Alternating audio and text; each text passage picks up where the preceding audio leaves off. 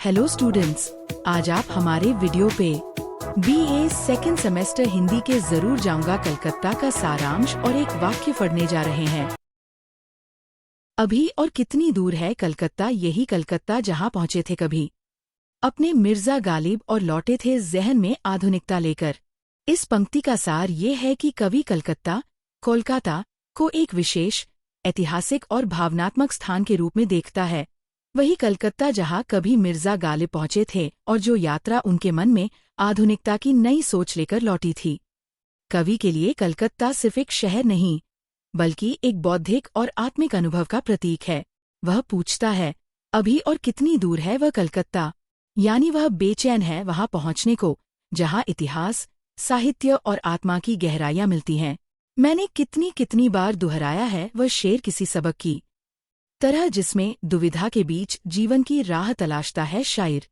इस पंक्ति का सार ये है कि कवि एक विशेष शेर, उर्दू कविता की पंक्ति को बार बार दोहराता है, जैसे वह कोई जीवन का पाठ, सबक हो। यह शेर जीवन की उलझनों और दुविधाओं के बीच सही राह तलाशने की कोशिश करता है। कवि के लिए ये शेर केवल कविता नहीं, बल्कि एक मार्गदर्शन है जो उसे मुश्किल समय में रास्ता दिखाता है। वहाँ सवाल ईमान और कुक का नहीं, वहाँ सवाल धर्मी और विधर्मी का नहीं, वहाँ सवाल एक नई रोशनी का है। गालिब की यात्रा के सैकड़ों साल बाद मैं हिंदी का एक अदनासा कवि जा रहा हूँ कलकत्ता। इस अंश का सार ये है कि कवि कहता है कि कलकत्ता की यात्रा केवल धर्म, आस्था या विरोध का सवाल नहीं है, बल्कि ये एक नई रोशनी की तलाश है, एक नई सोच, एक नए दृष्टिकोण की खोज। गालिब की ऐतिहासिक यात्रा के वर्षों बाद अब एक साधारण हिंदी कवि स्वयं उसी रास्ते पर चल रहा है, उसी शहर कलकत्ता की ओर, जहां वह कुछ गहरा, कुछ अर्थपूर्ण पाने की उम्मीद रखता है। मन में गहरी बेचैनी है, इधर बदल गए हैं हमारे शहर, वहां अदृश्य हो रहे हैं। आत्मा के वृक्ष, अब कोई आंधी नहीं आती जो उड़ा दे भ्रम की चादर। इस पंक्ति का सार ये है कि कवि के मन में एक गहरी बेचैनी है, क्योंकि समय के साथ हमारे शहर बदल गए हैं। अब वे पहले जैसे जीवंत और आत्मा से जुड़े नहीं रहे।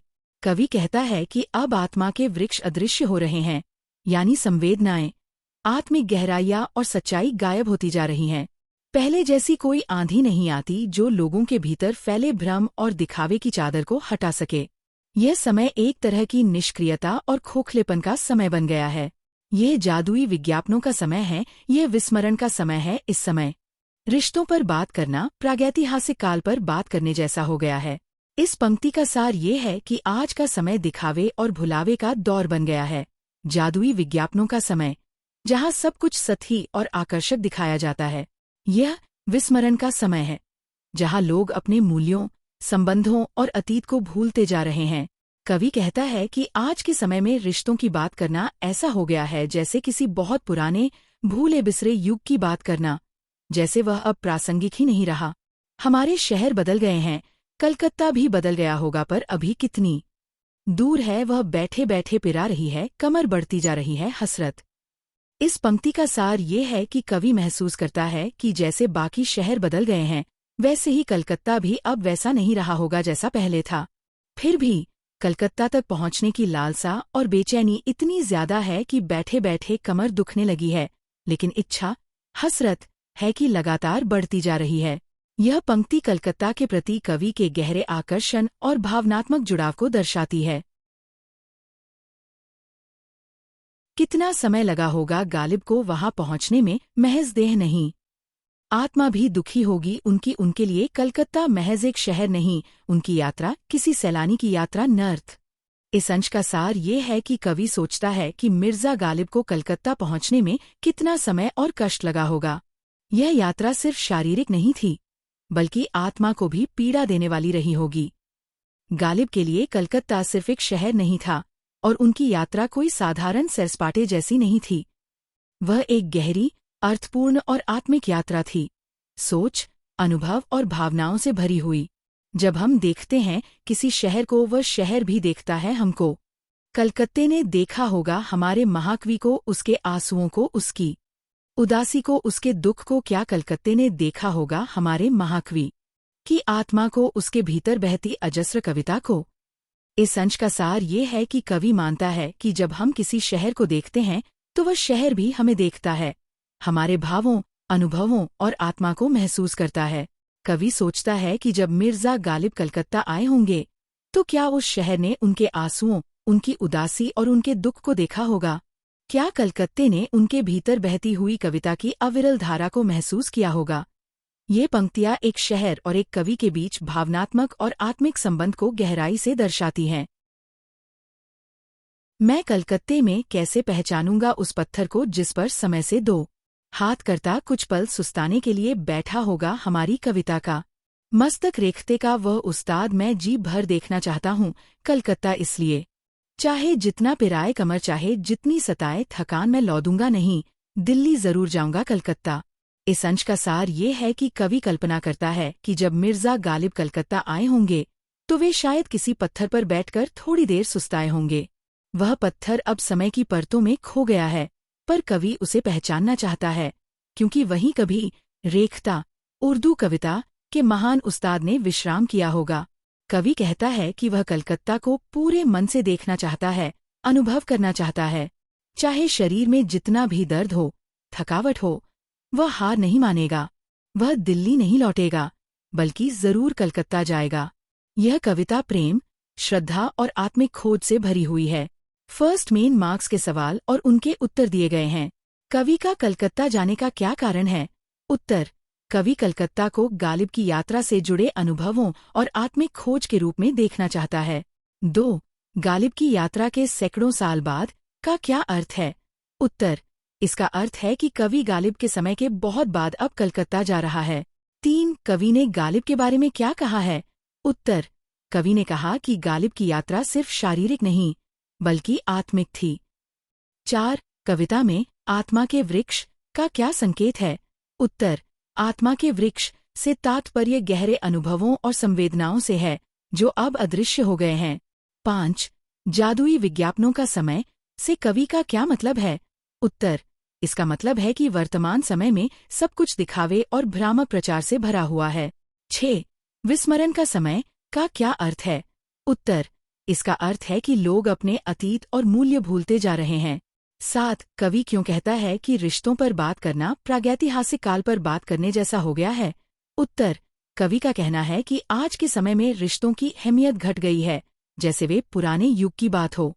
8. कवि को कलकत्ता में किस बात की चिंता है? उत्तर: कवि को ये चिंता है कि कलकत्ता भी बदल चुका होगा, जैसे बाकी शहर बदल गए हैं। 9. अदृश्य हो रहे हैं आत्मा के वृक्ष का क्या अर्थ है? उत्तर: इसका मतलब है कि आत्मिक गहराइयाँ और संवेदनाएं अब खो चुकी हैं और दिखाई नहीं देती। 10. कवि कलकत्ते तक पहुंचने के लिए किस तरह की इच्छा व्यक्त करता है?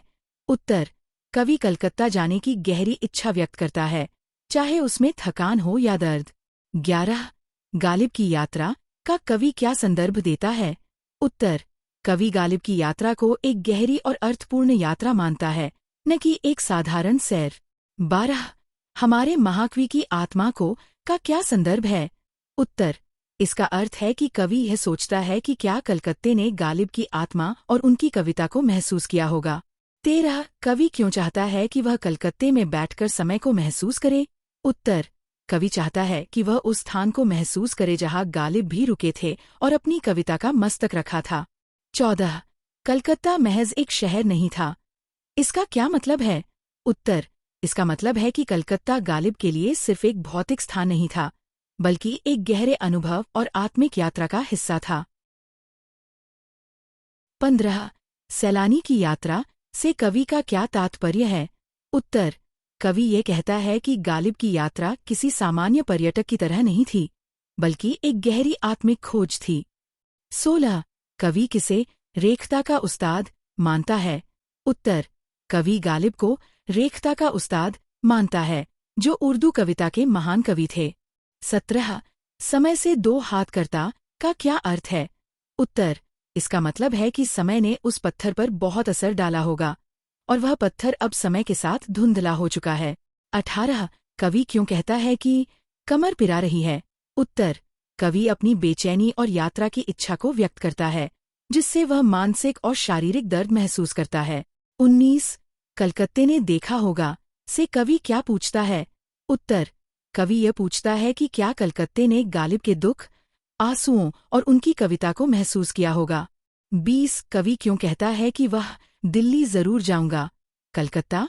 उत्तर, इसका मतलब है कि कवि दिल्ली जाने से पहले कलकत्ते की यात्रा करना चाहता है और वहां के अनुभवों को जीना चाहता है।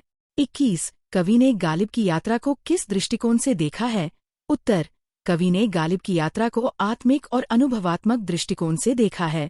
22 कवि क्यों कहता है कि आत्मा भी दुखी होगी उनकी? उत्तर, इसका मतलब है कि गालिब की यात्रा केवल शारीरिक नहीं बल्कि आत्मिक संघर्षों से भी भरी हुई थी। 23 कलकत्ते ने हमारे महाकवि को देखा होगा। इसका क्या मतलब है? उत्तर, इसका मतलब है कि कलकत्ते ने गालिब को अपनी गहरी कविता, दुख और उदासी के साथ महसूस किया होगा। 24 क्या कलकत्ते ने देखा होगा? यहाँ कवि किसे संदर्भित करता है? उत्तर, कवि यह सोचता है कि क्या कलकत्ता गालिब की आत्मा और उनके भीतर बहती कविता को महसूस कर पाया होगा। 25 कविता में विज्ञापन का क्या संकेत है? उत्तर, विज्ञापन से कवि का तात्पर्य इस समय के भ्रामक और दिखावे से है। 26 कलकत्ता को कवि क्यों बार बार याद करता है? उत्तर, कवि कलकत्ते को अपने साहित्यिक और बौद्धिक अनुभवों के केंद्र के रूप में देखता है, जहां गालिब जैसे महान कवि ने यात्रा की थी। 27 कविता में कमर पिरा रही है का क्या भावार्थ है? उत्तर, इसका मतलब है कि कवि की यात्रा की इच्छा इतनी प्रबल है कि शरीर में दर्द और थकान भी उसे रोक नहीं सकती।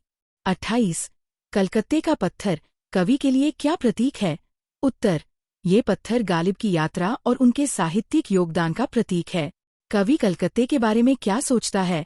उत्तर, कवि कलकत्ते को एक महत्वपूर्ण और ऐतिहासिक स्थान मानता है, जहां गालिब जैसे महान कवि ने आत्मिक अनुभव किए थे। कविता का मुख्य विचार क्या है? उत्तर, कविता का मुख्य विचार है गालिब की कलकत्ता यात्रा की गहरी संवेदनाओं और उस यात्रा की आत्मिक अहमियत को व्यक्त करना। अगर आपको ये वीडियो पसंद आई हो तो लाइक, शेयर और हिंदी गुरु चैनल को सब्सक्राइब कीजिए।